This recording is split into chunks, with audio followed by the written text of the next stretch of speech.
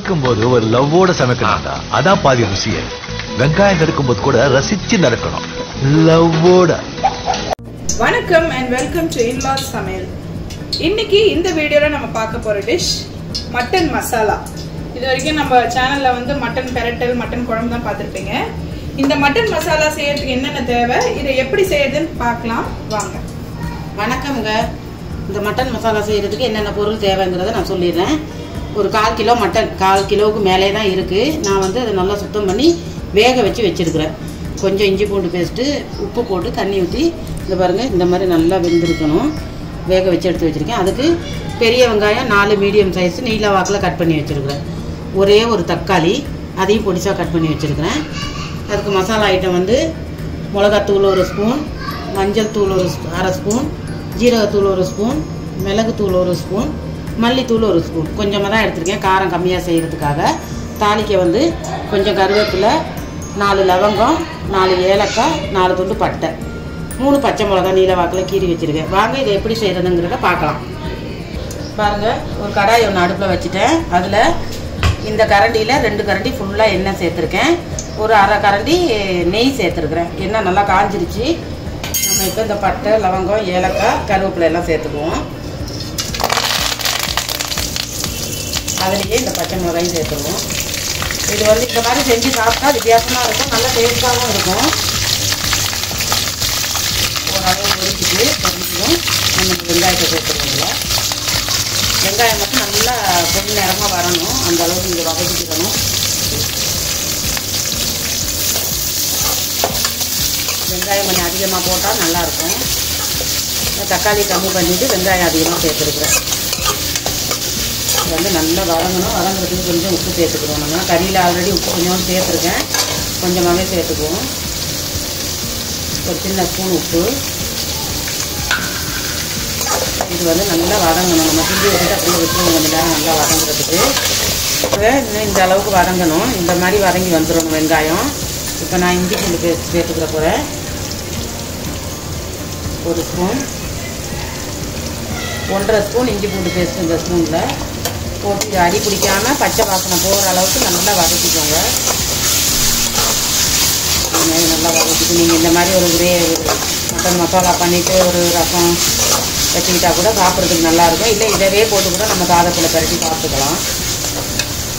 அதுலேயே இப்போ இந்த தக்காளியும் சேர்த்துட போகிறேன்.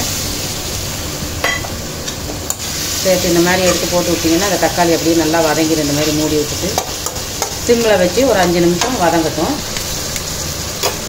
எல்லாம் நல்லா வதங்கிடுச்சு, தக்காளி இருக்கிறதே தெரியலை. இப்போ இந்த மசாலாவை சேர்த்துற போகிறேன்.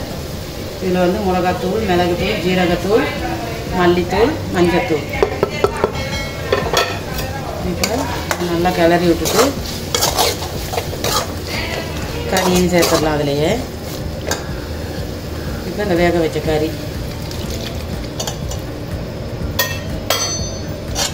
இதையும் சேர்த்து நல்லா பரட்டி விடணும். நான் வந்து அந்த கறி வேக வச்சு தண்ணி கொஞ்சமாக எடுத்து வச்சுருக்கிறேன். அந்த தண்ணியை இதில் சேர்த்துட போகிறேன். நல்லா இந்த மாதிரி பரட்டி விட்டுக்கோங்க.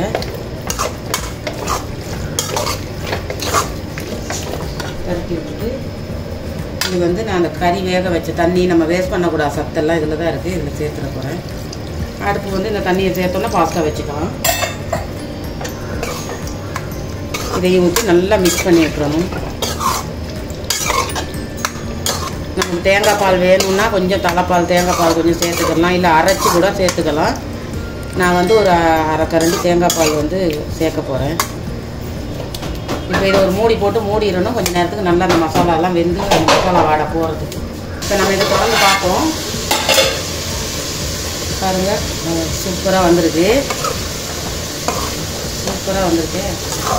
நல்லா வெந்து பாருங்க, இந்த மாதிரி வரணும் நமக்கு.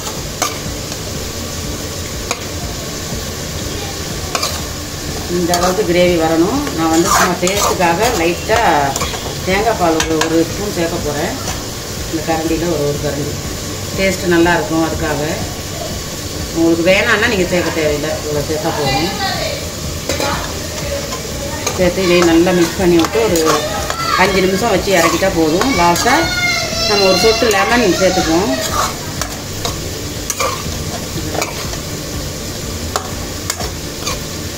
ஒரு 5 நிமிஷம் இருக்கட்டும். நம்ம லெமன் லைட்டாக சேர்த்துருவோம். சாறு உள்ளதாக இருக்குது. அவ்வளோதான், இவ்வளோ சேர்த்தா போதும்.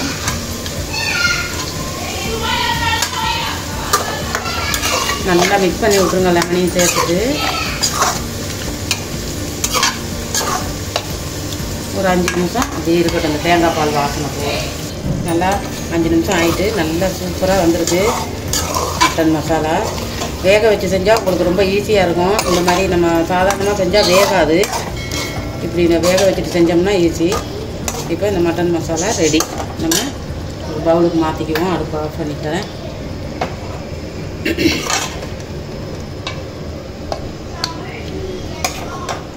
சூப்பரான ஒரு மட்டன் மசாலா ரெடி. நல்ல டேஸ்டியான சுவையான ஒரு மட்டன் மசாலா எப்படி செய்யுதுன்னு பார்த்தீங்க. ரொம்ப டேஸ்டியான ஒரு டிஷ். நிச்சயமா ட்ரை பண்ணி பாருங்க. ட்ரை பண்ணி பார்த்துட்டு எப்படி இருந்ததுன்னு கமெண்ட் செக்ஷன்ல சொல்லுங்க. அடுத்தடுத்து நல்ல வீடியோஸ் வரப்போது. கண்டிப்பா எங்க சேனலுக்கு உங்க சப்போர்ட்டை கொடுங்க. சப்ஸ்கிரைப் பண்ணுங்க. அடுத்த ஒரு நல்ல வீடியோல உங்களை சந்திக்கிறோம். until then bye பாய் bye. சமைக்கும் போது ஒரு லவ்வோட சமைக்கணும்டா. அதான் பாதி ருசியே. வெங்காயம் நறுக்கும் போது கூட ரசிச்சு நறுக்கணும், லவ்வோட.